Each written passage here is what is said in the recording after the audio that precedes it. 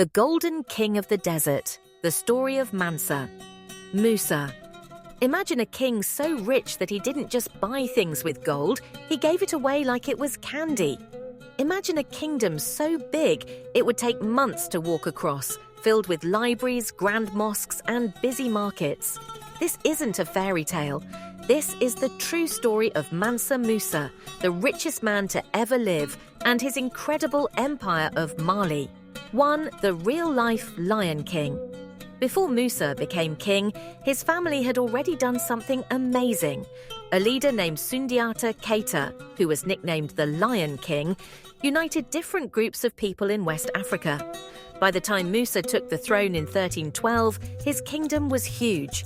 It was bigger than France, England, and Spain all put together. They stayed powerful because they controlled the two things everyone in the world wanted: gold and salt. 2. The mystery of the missing king. Musa didn't expect to be king so soon. He was the assistant king to Abubakari II. Abubakari was an explorer who was obsessed with the Atlantic Ocean. One day he decided to see what was on the other side.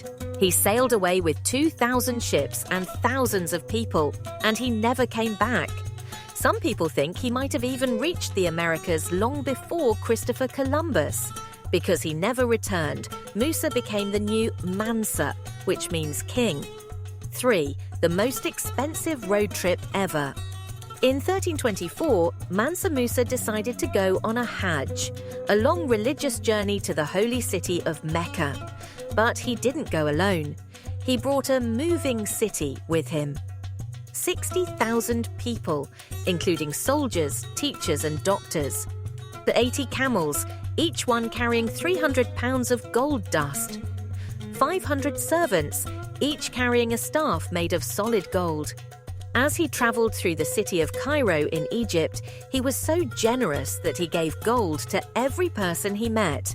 He was like a one-man holiday parade that lasted for weeks. 4. Oops, too much gold? Mansa Musa was trying to be kind, but he accidentally caused a big problem. In the city of Cairo, gold became so common that it wasn't special anymore.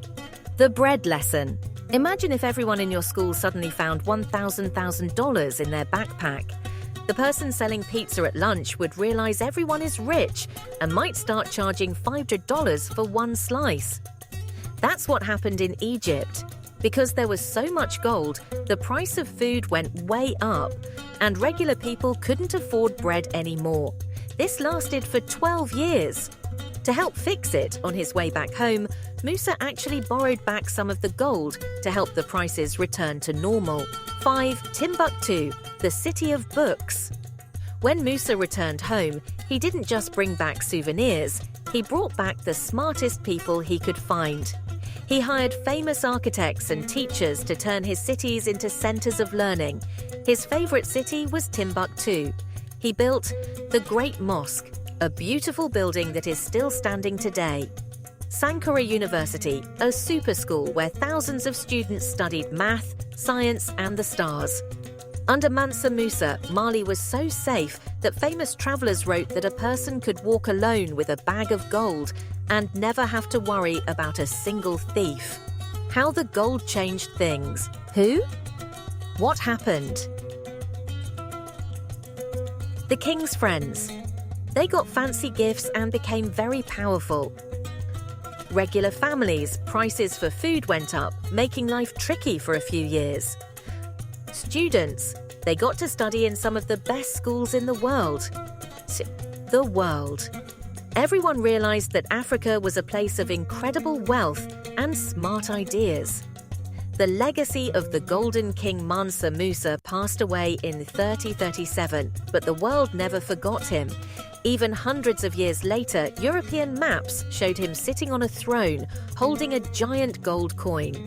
He showed the world that Africa was a land of peace, big dreams, and of course, lots and lots of gold. A day in the life, meet Ibrahim of Niani. The year is 1330. The sun is just starting to peek over the horizon in Niani, the capital of the Mali Empire. Let's follow 11-year-old Ibrahim as he experiences a typical day in the richest kingdom on earth. Haikwak AM, the sound of the morning. Ibrahim wakes up on a comfortable mat inside his family's round home, built of sun-dried mud bricks with a cool thatched roof. The air smells like wood smoke and sweet millet porridge, a type of grain that his mother is cooking for breakfast. Before he eats, he washes his face and hands. In Mali, being clean and well-dressed is very important. He puts on a lightweight cotton tunic. Cotton is a big deal here, and Mali is famous for its weavers. 1000 AM, the tablet school, Ibrahim doesn't have an iPad, but he does have a tablet. It's a smooth wooden board called an aloha. At his school, he uses a reed pen dipped in ink made from charcoal to practice writing in Arabic. He knows that if he studies hard, he might one day go to the University of Sankore in Timbuktu. His teacher tells him stories of Mansa Musa's great pilgrimage and how the king brought back thousands of books. To Ibrahim, books are more exciting than toys. PM, the Salt and Gold Market. After school, Ibrahim walks to the bustling marketplace. He sees traders who have travelled for months across the Sahara Desert on ships of the desert, camels. He watches his father trade a small bag of grain for a block of salt. Did you know, in Ibrahim's time, salt was sometimes considered just as valuable as gold. People needed it to keep their food fresh and to stay healthy in the hot sun. Ibrahim spots a merchant from faraway Cairo. The merchant is still talking about the time Mansa Musa visited his city and gave away so much gold that everyone became rich overnight. Ibrahim feels proud to live in a place everyone in the world is talking about. 4:00 PM, a royal sight. Suddenly a horn blasts. The crowd parts as a procession heads toward the Hall of Audience. It's the Mansa. Ibrahim stops and watches in awe. Mansa Musa is sitting on a platform covered in silk, wearing a golden crown. Behind him, soldiers hold shields decorated with silver and gold. Even though the king is the most powerful man in the world, the city feels safe. Ibrahim isn't afraid. He knows the king's peace means no one will bother him or his family. 7:00 PM. Stories under the stars. As the sun sets and the air turns purple, Ibrahim's family gathers outside. They don't have TVs, so they listen to the griot, pronounced gri-o. The griot is a professional storyteller and musician. He plays a stringed instrument called a kora and sings about the Lion King Sundiata and the brave ancestors of the Mandinga people. Ibrahim closes his eyes, listening to the music, and dreams of one day exploring the world just like the brave King Abu Bakari who sailed into the sunset. What did Ibrahim use? Search object.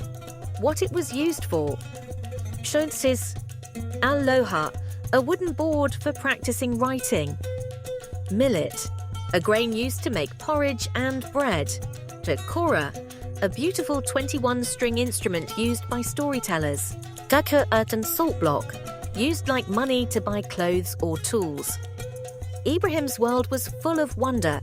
Would you like to see a list of cool jobs you could have had in the Mali Empire, like being a griot or a gold miner? In the Mali Empire, there were no video game designers or astronauts, but there were some of the most exciting and important jobs in the world. If you lived in Ibrahim's time, which of these golden age careers would you pick? 1. The griot, the human library. A griot wasn't just a singer, they were the keepers of history. Since most people didn't write their history in books, the griots memorized every king, every battle, and every law through songs and stories. The cool factor, you would be the most popular person at every party. You'd play the kora, a beautiful 21-string harp, and everyone, even the king, would listen to you for advice too. The gold miner, the secret keeper.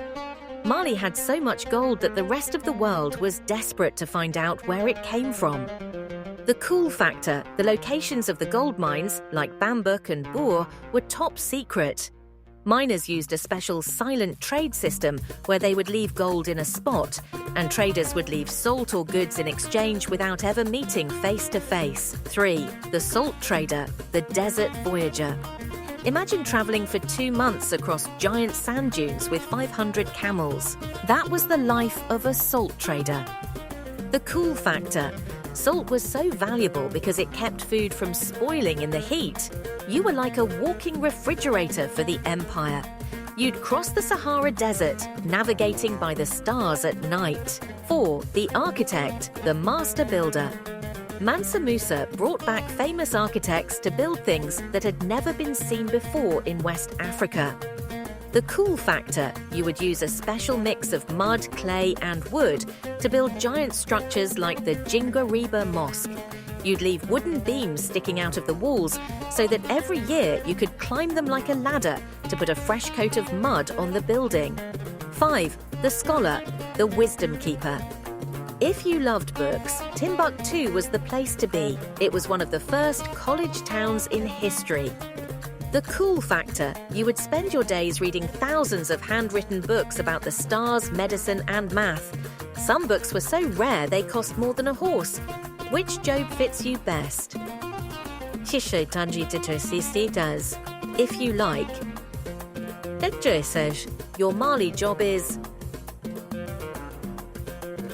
music and history, the griot. Secrets and treasure, the gold miner. Travel and adventure, the salt trader. Drawing and building, the architect.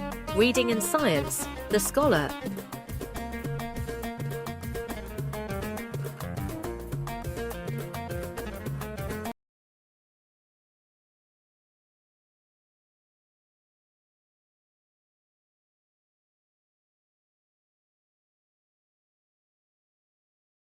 He's a Mansa, the king, the legend of old, a man with a plan and a heart made of gold. From the Mali Empire to the desert sand, the richest leader in all of the land. He gave it away like it's candy on the street. The salt and the gold make the empire complete. Yo, shout it out loud from Timbuktu.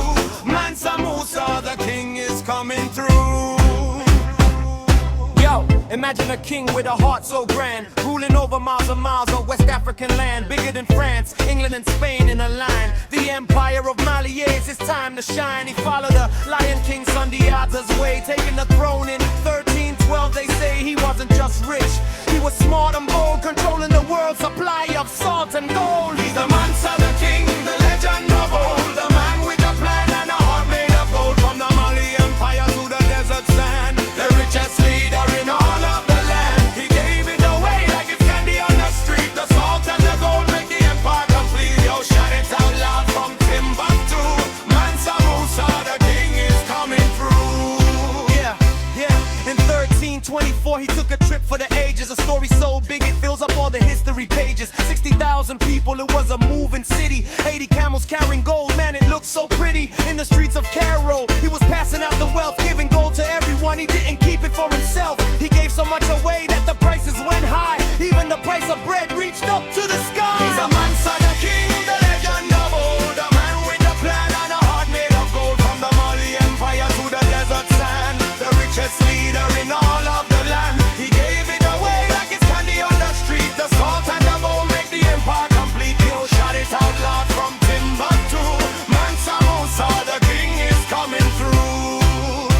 But he didn't just travel for the fame and the gold. He brought back the smartest people, or so we are told. Architects and teachers, scholars with the looks, turning Timbuktu into a city of books. He built Second University, a super school hub, where students studied stars and math. Joined the club from the griots, further music to the king's golden coin. It's a legacy of peace that the whole world can join.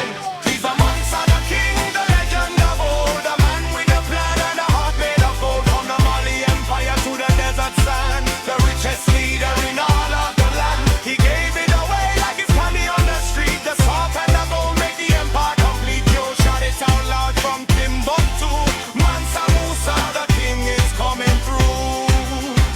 Yeah, he's a Mansa, the king, the legend of old, a man with a plan and a heart made of gold. From the Mali Empire to the desert sand, the richest leader in all of the land. He gave it away like it's candy on the street. The salt and the gold make the empire complete. Yo, shout it out loud from Timbuktu. Mansa Musa, the king is coming through. Shout out to the saddest. Welcome to the King R's YouTube channel. Roll up, light up. Let's chop game.